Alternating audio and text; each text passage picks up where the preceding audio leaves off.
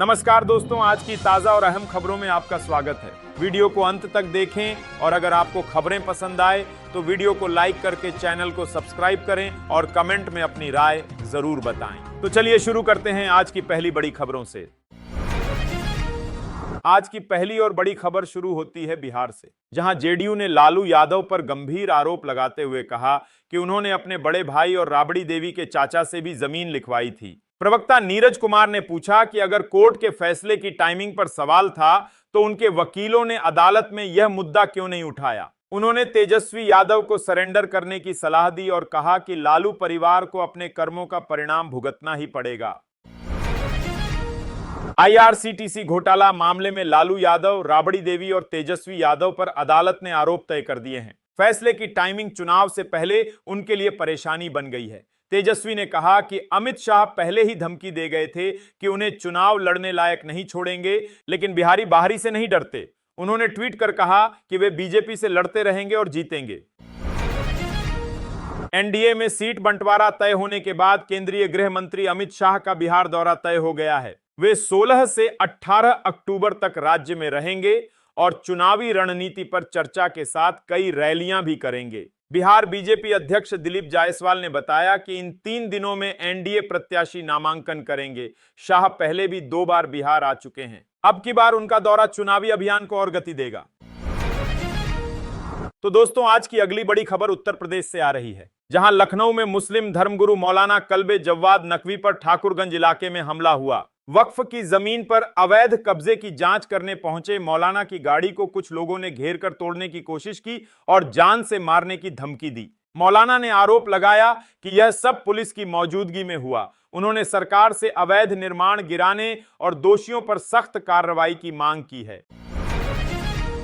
Samajwadi party ने बुर्का पहनी महिलाओं की मतदान से पहले जांच कराने के चुनाव आयोग के निर्देश का विरोध किया है। सपा ने इसे असंवैधानिक और पक्षपातपूर्ण बताते हुए कहा कि यह एक विशेष समुदाय को निशाना बनाता है। पार्टी ने लखनऊ में ज्ञापन सौंपकर आयोग से निर्देश वापस लेने की मांग की।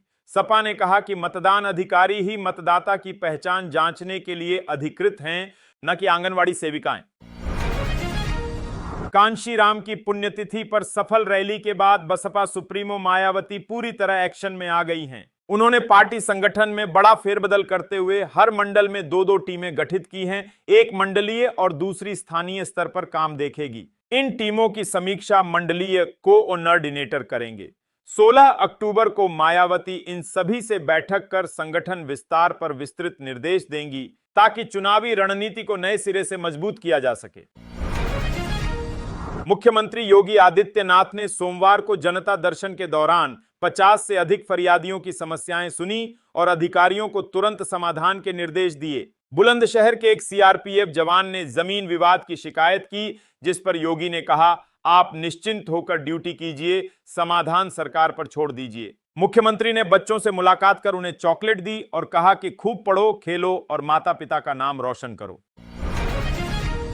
भाजपा सांसद और राष्ट्रीय उपाध्यक्ष डॉक्टर लक्ष्मीकांत वाजपेयी ने उत्तर प्रदेश पुलिस कर्मियों के लिए घोषित भत्तों को तुरंत लागू करने की मांग की है। उन्होंने प्रमुख सचिव गृह को पत्र लिखते हुए कहा कि घोषणाएं हुए काफी समय हो गया, लेकिन अमल नहीं हुआ। पत्र में वर्दी भत्ता 3,000 रुपए से बढ़ाकर 5,000, सिविल भत्ता 2,000 वार्षिक और मोटरसाइकिल भत्ता 500 रुपया मासिक लागू करने की अपील की गई है। उनका यह पत्र सोशल मीडिया पर वायरल हो गया है।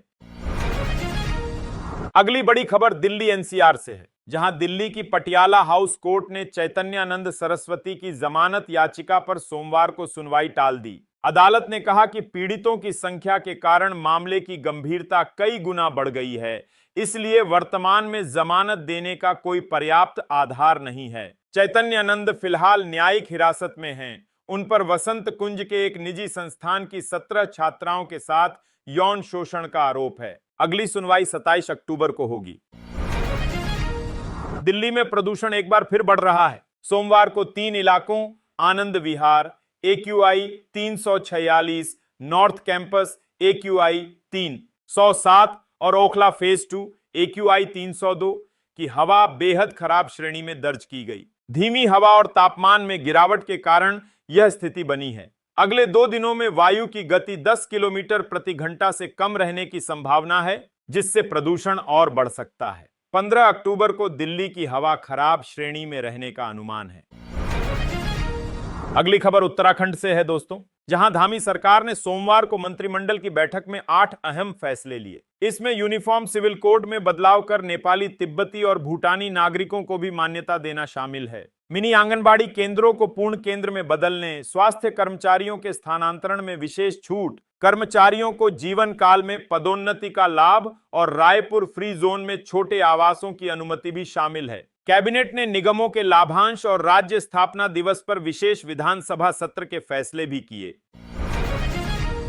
ऋषिकेश एम्स में आधी रात को 5 दिवसीय पायरेक्सिया कार्यक्रम के दौरान बड़ा झगड़ा हुआ। पीजी डॉक्टरों के बीच कहासुनी बढ़कर हाथापाई और लात घूसे तक पहुंच गई, साथ ही धारदार हथियारों का भी इस्तेमाल हुआ। इस घटना में 2 लोग घायल हुए और उन्हें एम्स में भर्ती कराया गया। पुलिस मौके पर पहुंची, लेकिन किसी पक्ष ने अभी तक तहरीर नहीं दी। एम्स प्रशासन ने स्थिति को गंभीरता से लिया है और दोबारा ऐसी घटना रोकने के लिए कदम उठाए जा रहे हैं।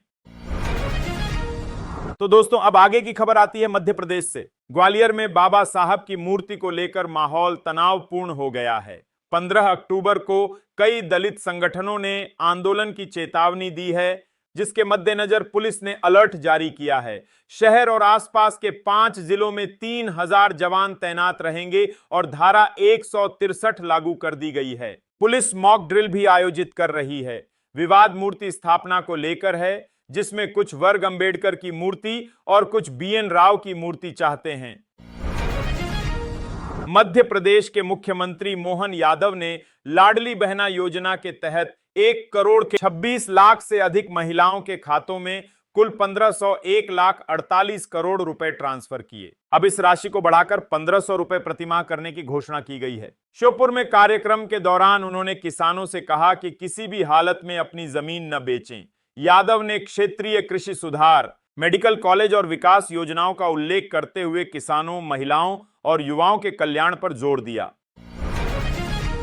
खबर में आगे बढ़ने से पहले वीडियो को लाइक करके चैनल को सब्सक्राइब कर लें। तो चलिए बढ़ते हैं अगली खबर की ओर। आज की अगली बड़ी खबर राजस्थान से आ रही है, जहां केंद्रीय गृह मंत्री अमित शाह के जयपुर दौरे को लेकर राजधानी में सुरक्षा के कड़े इंतजाम किए गए। सोमवार को शाह सीतापुरा स्थित Jaipur exhibition and convention centre JECC में नवीन आपराधिक कानूनों पर आधारित राज्य स्तरीय प्रदर्शनी का शुभारंभ करेंगे। वीवीआईपी मूवमेंट के दौरान सांगानेर, एयरपोर्ट और अन्य प्रमुख इलाकों में ड्रोन उड़ाने पर प्रतिबंध रहेगा। 1500 से अधिक पुलिसकर्मी, 3 आरएसी कंपनियां और क्विक रिस्पांस टीमें तैनात की गई हैं। शाह निवेश प्रस्तावों और विकास कार्यों का भी उद्घाटन करेंगे।